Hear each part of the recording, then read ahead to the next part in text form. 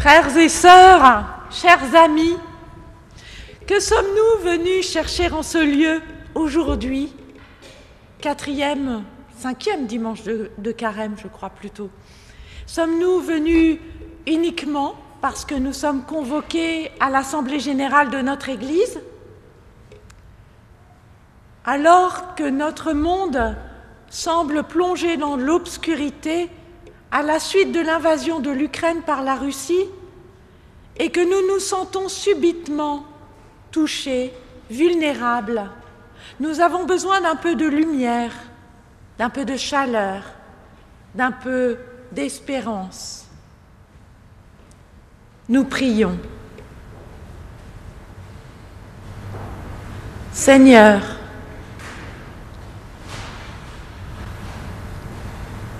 que ton esprit soit avec chacun de nous.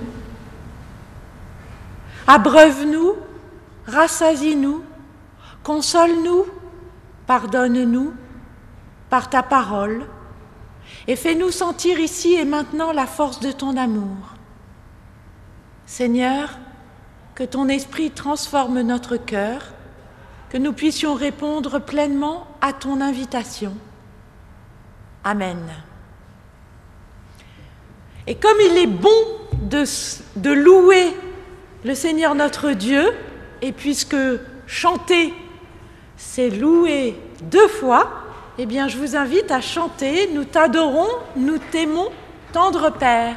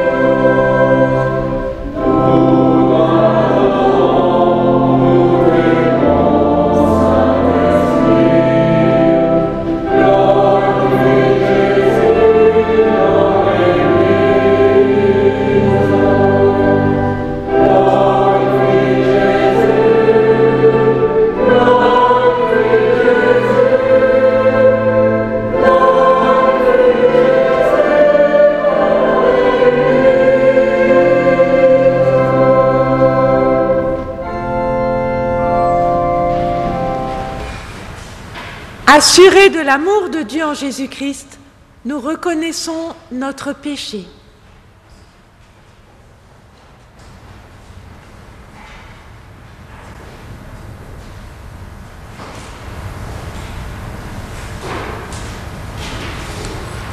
Notre Père, nous invoquons ta présence. Mais il est vrai qu'en nous sont des résistances, les débris de vieilles luttes que nous croyons disparues mais qui ressurgissent encore. Il y a aussi les traces d'anciennes peurs. Notre Père, aide-nous à en débarrasser nos vies afin que la place soit libre pour toi. Vois aussi les anciennes rancunes, ressentiments d'autrefois et amertume, enfouis et déjà pardonnés mais qui pèsent pourtant. Redonne-nous un cœur pur et droit afin que rien, vraiment rien, ne puisse entraver ta présence d'amour. Amen.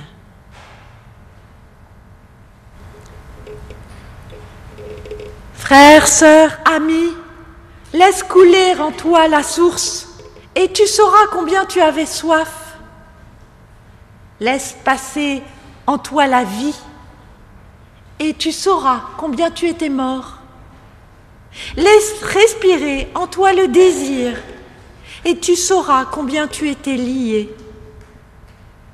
Laisse vivre en toi l'amour, et tu sauras combien tu étais seul. Laisse naître en toi la présence, et tu sauras combien tu étais absent.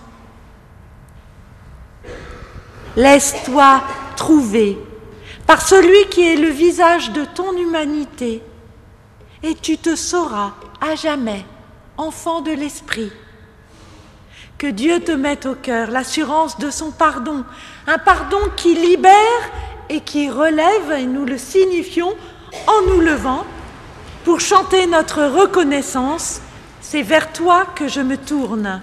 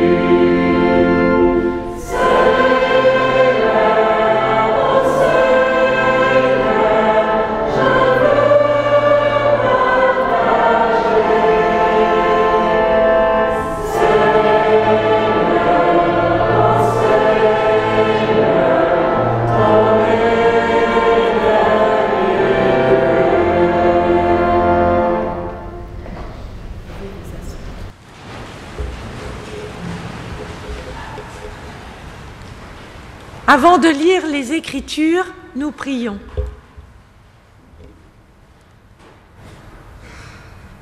Seigneur, nous voulons être entre tes mains comme l'argile dans les paumes du potier. Donne-nous ton esprit, ouvre nos cœurs et que ta parole nous façonne à l'image de ton Fils, Jésus-Christ, notre Seigneur. Amen.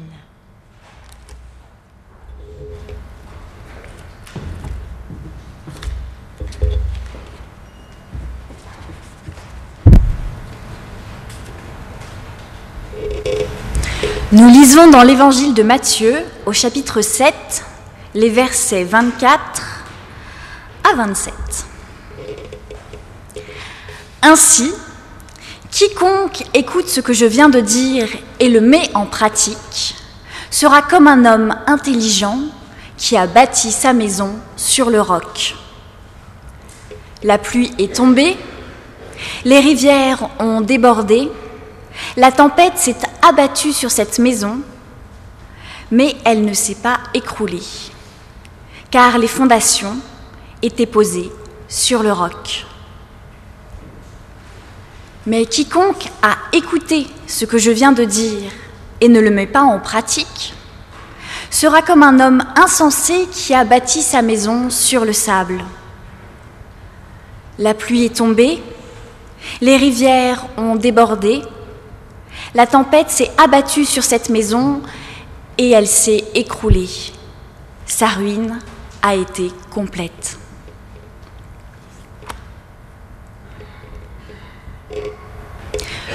Puis dans le livre des Actes, au chapitre 6, les versets 1 à 7. En ce temps-là, que le nombre des disciples augmentait, les croyants de langue grecque se plaignirent de ceux qui parlaient l'hébreu. Ils disaient que les veuves de leur groupe étaient négligées au moment où chaque jour on distribuait la nourriture. Les 12 apôtres se réunirent alors ensemble et les disciples, avec l'ensemble des disciples, et leur dirent : il ne serait pas juste pour nous que nous cessions de prêcher la parole de Dieu pour nous occuper des repas. C'est pourquoi, frères, choisissez parmi vous 7 hommes de bonne réputation, remplis de l'Esprit Saint et sages, et nous les chargerons de ce travail.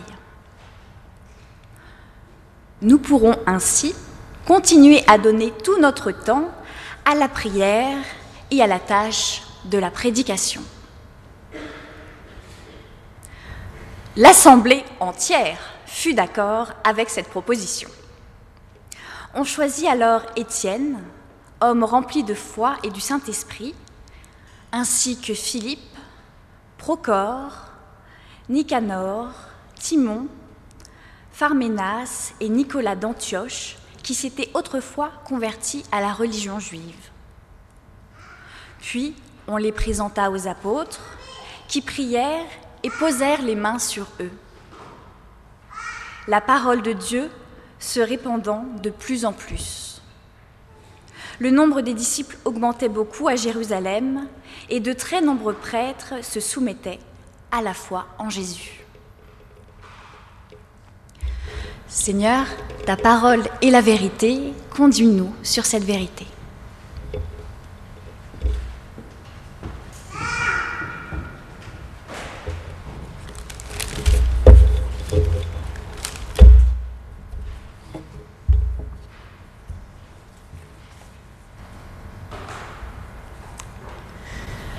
Frères et sœurs, chers amis, aujourd'hui, au cours de notre Assemblée générale, nous allons discuter de l'immobilier. Ah, l'immobilier! Une grosse préoccupation pour nos églises, à ne pas négliger.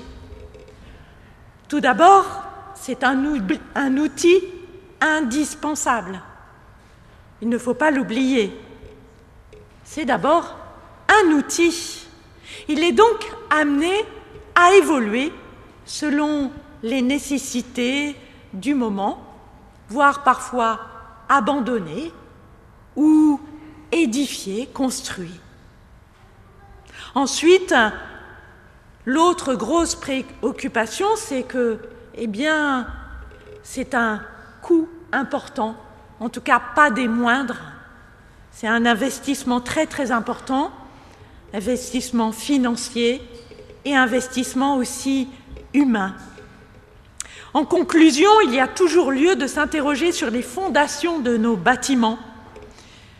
Si cohérence il doit y avoir, en quoi nos bâtiments témoignent-ils de notre foi aujourd'hui? À quoi Dieu nous appelle-t-il aujourd'hui?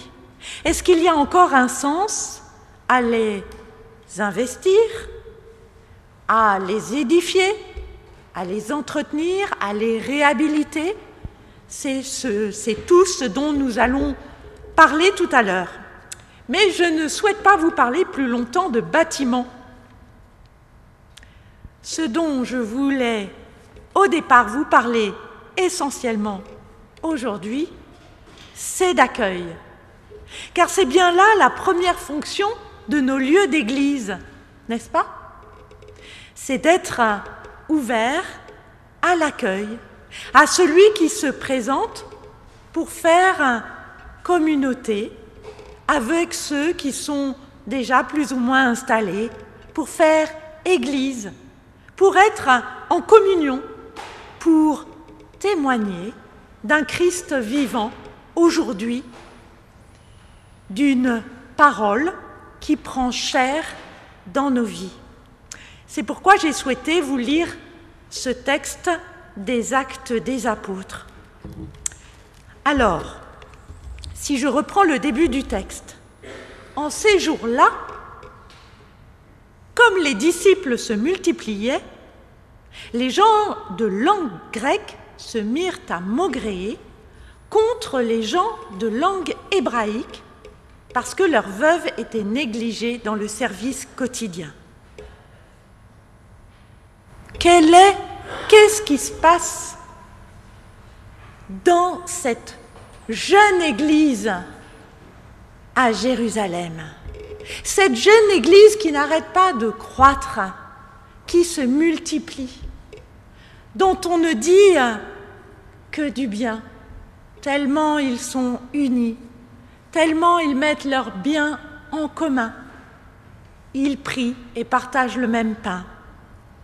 Eh bien, cette église est en crise de croissance. Et oui, frères et sœurs, il n'y a pas que des crises de décroissance, il y a aussi des crises de croissance dans les églises. Alors, que se passe-t-il? Eh bien, plus exactement, ce n'est pas tout à fait encore dans les églises, les bâtiments, c'est plutôt les synagogues. Eh bien, un certain nombre de juifs hellénisants sont arrivés. Il y a déjà un système de solidarité chez les juifs hébraïsants, araméens plus exactement, qui permet aux veuves de bénéficier d'une solidarité, de repas notamment. Mais, eh bien, cette solidarité ne s'est pas étendue aux juifs hellénisants. Les nouveaux ne sont pas super bien accueillis. Et c'est bien sûr sujet d'un conflit interne à la communauté, en tout cas l'accueil est difficile, et l'intégration culturelle pas très évidente. Du coup, la communion fraternelle, eh bien, souffre. Alors, les 12 convoquent la multitude des disciples. Les 12, les apôtres, interviennent en garant de l'unité. Ils sont à l'écoute de ce qui est en train de se passer là et ils vont consulter largement toute l'assemblée. Ce qui est frappant, c'est qu'ils ne vont pas chercher à arbitrer, à dire qui a tort ou a raison. Ils vont rechercher une solution, faire discerner par cette assemblée 7 personnes qu'ils vont responsabiliser, à qui ils vont déléguer leur pouvoir. Et ils vont ainsi ouvrir leur mode de gouvernance, si l'on peut dire, l'adapter à ce besoin qui est exprimé et l'installer, l'instituer. On le voit à la fin, la communion est revenue.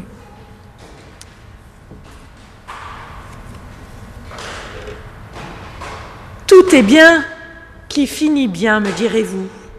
Or, pour ma part, en regardant les prénoms de ceux qui ont été choisis, Étienne, Philippe, Procore, Nicanor, Timone, Parménas et Nicolas, eh bien, j'ai été un peu dérangée. Ceux qui ont été institués par le service, pour le service des veuves grecques, sont tous grecs. Tandis que les apôtres, eux, sont bien des juifs araméens. Alors, un phénomène de classe, une ségrégation? J'aurais bien aimé que ce soit un petit peu plus mixte tout cela. Non, frères et sœurs, je pense bien plus qu'il s'agit d'un phénomène de chronologie. Les uns sont arrivés avant les autres. Les uns ont été institués apôtres par le Christ et ceux qui étaient là étaient araméens. Et ils ont été institués apôtres et ils n'oublient pas leur ministère, ministère de prière, ministère de prédication, d'enseignement. C'est comme ça. Dans les synagogues, à Jérusalem, où les chrétiens se réunissent, les juifs araméens ont déjà leur système de solidarité. C'est comme ça. Les apôtres choisissent de ne pas déranger ce qui est déjà là, de ne pas le mettre en danger en l'étendant aux veuves hellénisantes. Par contre, ils n'hésitent pas à choisir des ministres parmi les nouveaux, ceux qui viennent d'arriver, parmi les étrangers, et même chez un non-juif, un craignant Dieu. Ils leur délèguent une part de leur pouvoir et les instituent afin qu'ils soient reconnus de toute la communauté. Et s'ils choisissent uniquement des juifs hellénisants, c'est peut-être parce que, pour ne pas affaiblir encore les forces parmi les araméens, c'est peut-être aussi pour une question de culture. Peut-être est-il plus approprié de laisser un grec s'occuper d'un grec. Peut-être va-t-il mieux le comprendre. Et se fera-t-il mieux comprendre aussi? Alors, comprendre, peut-être si l'on pense simplement à la nourriture. Alors oui, vous me direz, bon, Marie-Pierre, tu extrapoles. Mais parfois, eh bien, on préfère manger quelque chose qui nous plaît, qui fait partie de notre culture. Donc les questions ne sont pas forcément uniquement des questions de langage verbal. Il peut s'agir aussi d'usage, d'habitude. Alors, frères et sœurs, je pense que nous avons là un pur exemple de gouvernance horizontale avec délégation de pouvoir comme notre conseil presbytéral essaye de le faire. Et puis je me suis dit aussi que cette crise de croissance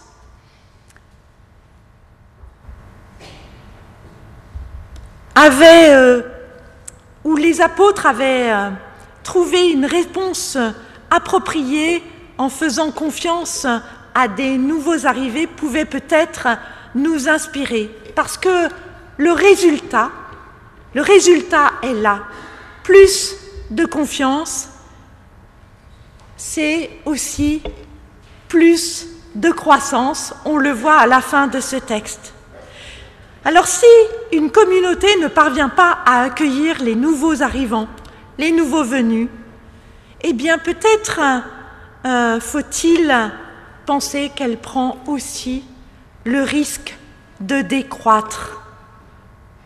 Si une communauté n'entend pas les demandes, ne répond pas à la soif des nouveaux arrivants, alors le vent soufflera et la pluie tombera et la maison s'écroulera.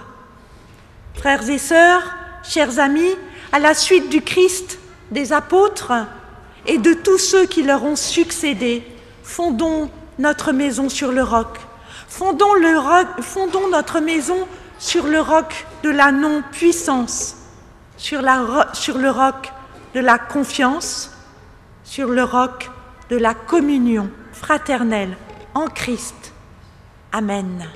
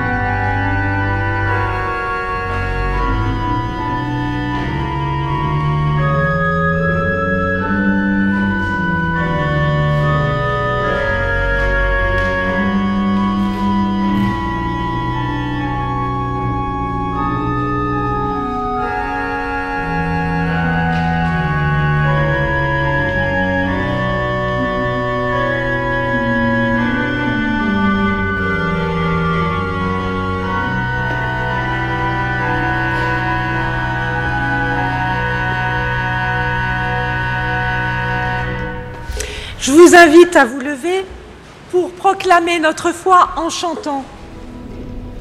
Je crois quand tu m'appelles, je crois dans ta lumière, invite à découvrir la vérité au fond de moi. Je crois quand tu m'appelles, je crois quand je le sens.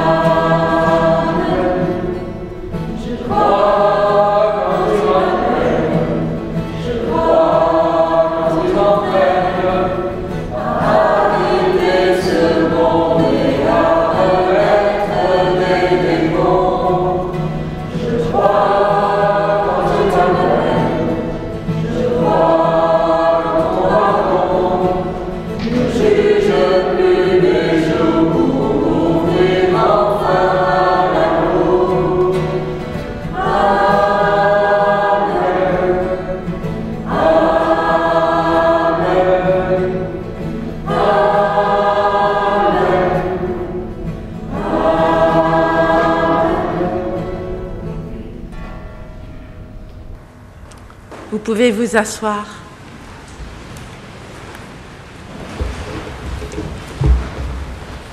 Nous nous unissons dans la prière.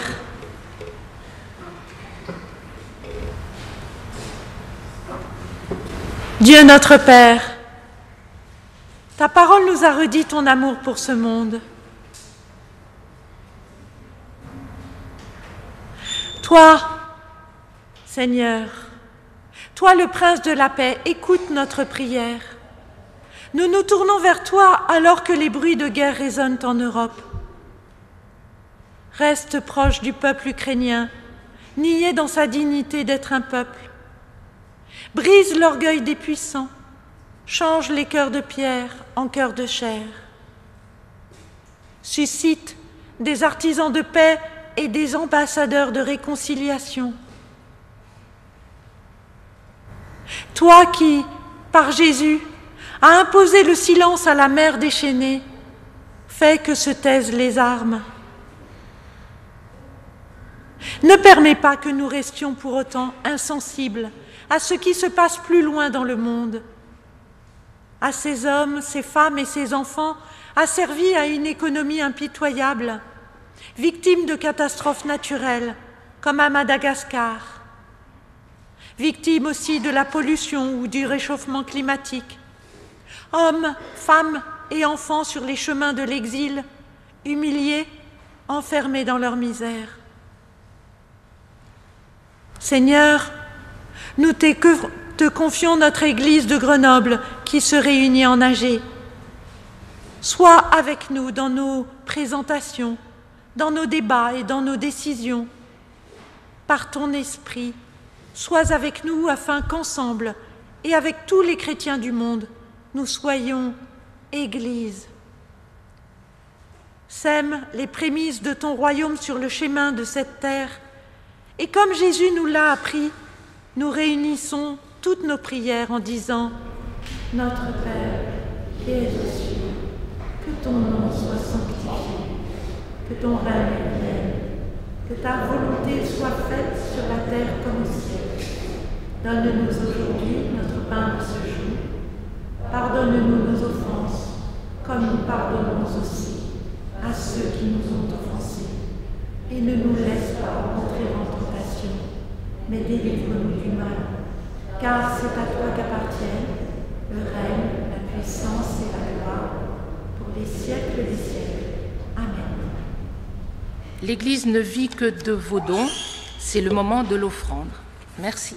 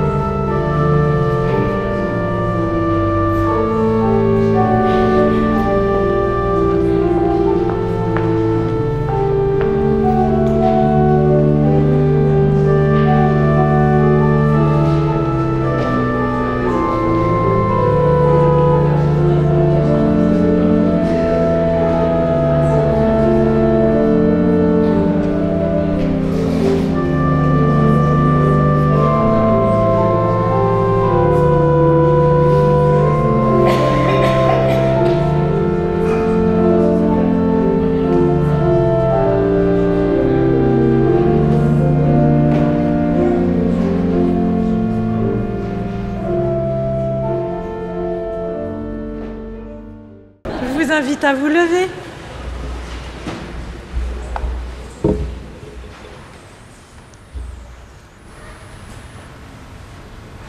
Que le Seigneur de la paix vous conduise sur les chemins de la paix et de l'espérance. Allez dans la joie. Amen.